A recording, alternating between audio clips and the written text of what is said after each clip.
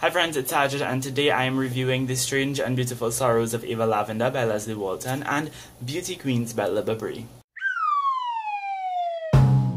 I decided to do this double review considering that they were the only two books that I read in the month of August. So you can say that this video counts as an August wrap-up. Am I ashamed of the fact that I only read 2 books in the month of August? Nope. Listen, I know a bunch of us on here get a bit upset every time we don't make our monthly TBR quota. But the way I see it is that 2 books are more than some people would have read this month. Hell, 1 book would have been more than some people would have read this month. In fact, there are some people in the world who would have probably liked to have read a book this month, but they couldn't because maybe they have difficulties reading or maybe they don't have access to books where they live. I don't know. My point is, if you haven't surpassed your Goodreads goal as yet, if you haven't made your TBR this month, that's okay, don't be so hard on yourself. I see way too many booktubers beating up over this. I know that I was happy and proud and grateful to at least indulge in something this month. So we'll be starting off with my review for The Strange and Beautiful Sorrows of Ava Lavender by Leslie Walton. A few of you made it known that you would like to see a review for this when I asked, so here it is. This is a magical realism novel set in the first half of the 20th century. It's sort of a family saga and it follows 3 generations of women. Each of these women has a strange and unusual quality about them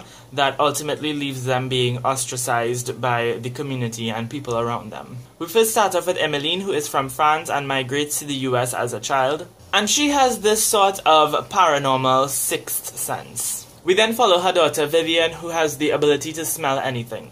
Like anything. Like she could smell love and hatred and fear and shit like that. I know. Then we follow Vivian's daughter Ava, who is actually the narrator of the entire book. Hence, Emmeline and Vivian's story are almost told in 3rd person, whereas Ava's is told in 1st. Ava's unusual quality is perhaps the most unusual because she is actually born with wings and a twin brother named Henry who has some strange qualities of his own. The writing in this book was exquisite. Walton's style is similar to that fairy tale-esque type of writing. She has a talent for bringing tone, emotion, and mood to life and weaving it together with the aesthetics, you know, like visuals and scents and stuff like that. The best example from this book that would illustrate what I'm talking about is the bakery. The family runs the most beautifully written bakery that I've ever read about. You get descriptions of the food and the bread and the pastries and their scent, their texture, and these descriptions tie very well together with the atmosphere of intangible things. That sounded so weird. What was most interesting about this book was the way that the magic was used. In the case of the woman's unusual qualities, you can definitely tell that Walton is using this to create a narrative of accepting difference and the consequences of being different. Like having everybody bad talk you or marginalize you from your own community in the case of Emmeline. Like having people love you but at the same time avoid you in the case of Vivienne. And mostly just hiding yourself, you know, compressing yourself to avoid people's condemnation towards you, very much in the case of Ava. And I did think that that was a very clever way to go about using the magic in this book.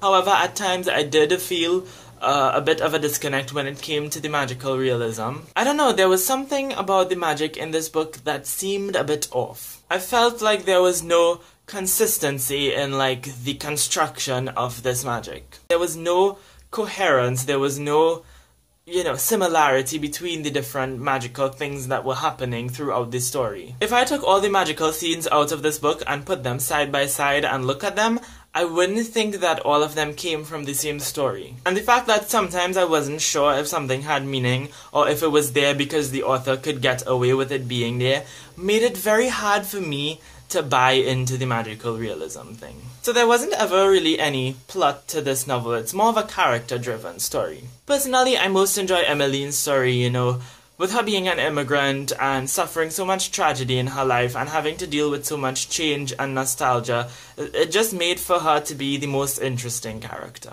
I did, however, wish that this book was a bit longer. I don't think that 300 pages did this story enough justice. I just felt like had we spent more time with the characters, we would have had a better understanding of their development throughout the story. And that way I would have connected with them a lot more, and that was one of my main issues with this book. Although I enjoyed their stories, I just ultimately didn't really care for the characters. I'll end it here by saying that I really enjoyed this book for the most part, and I do recommend it if you're looking for something quick, intriguing, and beautifully written. I give The Strange and Beautiful Sorrows of Ava Lavender 3.75 stars. Next, we have to talk about Beauty Queens by Libba Bray. This is a YA contemporary novel that follows these girls who are taking part in a teenage pageant. We're introduced to them as they are on their way to what I believe was a photo shoot, but then their plane crashes on a deserted island, or what they believed to be a deserted island.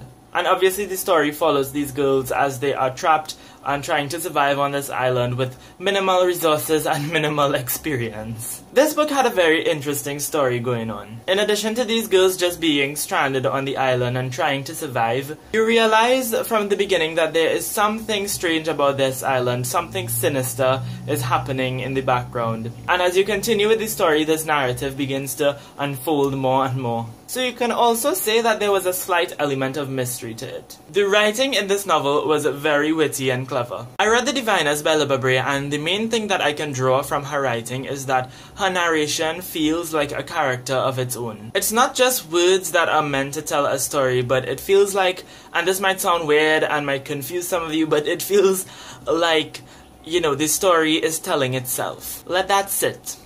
Think about it. Also, there are very quirky and sassy footnotes, so that's always an added bonus. The strong point of this story, though, was very much the characters. We had such lovable, loathable, flawed, and well-flushed-out characters. In addition to just seeing them fight it out on the island, you also got substantial backstories on all of them, and that really engaged me as a reader with each and every one of these girls. There was also the fact that this cast of characters happened to be very diverse. You had LGBTQ characters, you had a disabled character, you had women of color, and their presence in this story was really informed also by their experience as these many things. Now, the thing you should understand about Beauty Queens is that it's a satirical novel. It's comedy, it's meant to just be a parody of the world that we live in. Given its comedic and satirical nature, it tends to be a bit over the top and ridiculous sometimes, in the sense that it's very unrealistic, and some of the things that happened came across as very caricatured. So you had one girl who had a tree lodged into her head for the entire story. You also had another girl who was swallowed by a snake, and then she made the snake explode. And then there was the fact that all of these women were still practicing for the pageant while being stranded on a deserted island, not knowing if they're going to survive. So some silly things like that happen now and then. Now, as I said, this book is satirical, and it was very much constructed to poke fun at beauty culture, not really beauty culture, but more so corporate culture, and pokes fun at how our society places so much value on like appearance and body image and consumerism. And while you're reading this book, you'll consider all of this, and you will begin to start painting a picture of how very, very superficial the world that we live in is. The dynamic of the girls on the island was perhaps the most interesting part of this book. They were able to create a space where, you know, they could just be alone and talk about their experiences and what it means to be a girl. And to me, the book, not to a great extent, but the book was able to explore, like, the very diverse experiences of these girls. Like being trans and having to deal with the label of different, being confused and not able to understand your sexuality, being a disabled person and having people learn to acknowledge this. And not to mention being of different racial minorities, but still coming together and creating a space and conversation within the wider context. Wow, I'm really going deep into this book. Basically what I'm saying is, don't take it seriously, but take it seriously. Seriously. All of that being said, this was definitely one of my favorite books for the year so far, if not my favorite book, so I gave Beauty Queens 5 stars. And that's my review for these two very strange yet beautiful books. If you've read Beauty Queens or Ava Lavender, I would love to know your thoughts on them in the comments down below. Also, if you have any recommendations for magical realism or satirical social commentary, let me know down below as well, because I would love to hear what other books are out there. But I'll end it here. Thank you all so much for watching. I hope you have a lovely day, and until next time, inshallah, keep reading.